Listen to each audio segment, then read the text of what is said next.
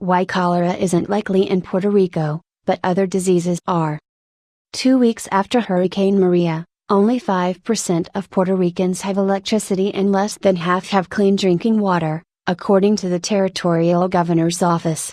But the Centers for Disease Control and Prevention said residents of the island are safe from one potential threat, cholera. New York Times columnist Paul Krugman tweeted on Saturday, September 30th, that cholera had been reported in the U.S. territory, but then walked back that claim. The CDC tweeted that same day that cholera is not a likely threat to the island, because there had been no reports of the bacterium that causes the disease before the hurricane.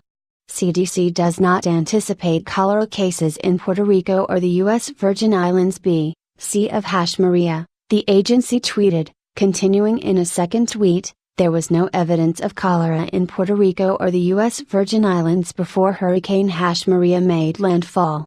10 bizarre diseases you can get outdoors. Diarrheal disease. Cholera is a disease caused by the bacterium Vibrio cholerae.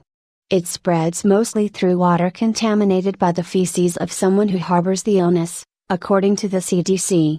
It can also be found in brackish coastal waters and can hitch a ride into the human digestive system on contaminated shellfish from these waters.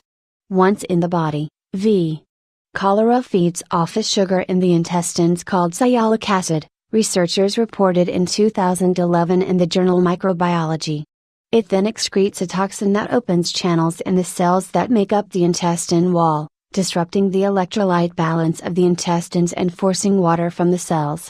For many people, the disease causes either no symptoms or mild to moderate diarrhea, but for people severely infected, the dehydration from the excessive water loss can kill within hours. Firm mortality rates are hard to come by, given that most deaths happen in remote areas and the cases aren't reported, but the World Health Organization (WHO) estimates that cholera kills up to 143,000 people worldwide each year. The disease can be treated with antibiotics and intravenous rehydration, and fatality rates are highest where medical help is hard to reach, according to the CDC. Post-Maria Puerto Rico. As Puerto Rico struggles to recover from Hurricane Maria, sanitation is a concern.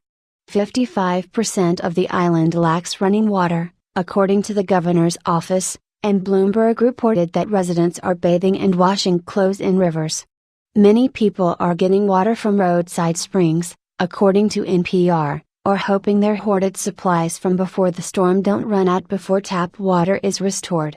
Even without cholera, if any of these ad hoc water sources become contaminated with feces, it could mean a major public health problem. According to the CDC, diseases such as hepatitis A can spread through contaminated drinking water. So can other diarrheal illnesses, including enteroviruses, Giardia and Campylobacter. Standing water after the hurricane may also become prime breeding ground for mosquitoes.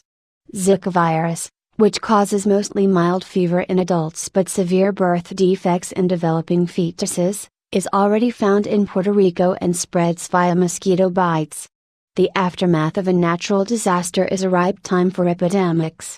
In 2010, 10 months after an earthquake devastated Haiti, the country experienced a massive cholera outbreak. By 2014, at least 8,534 people had died in Haiti from the disease. Like Puerto Rico, Haiti did not have endemic cholera bacteria before the quake. The disease arrived with Nepalese peacekeepers who came to the island as part of the United Nations relief effort. Cholera is endemic, or consistently present, in Nepal.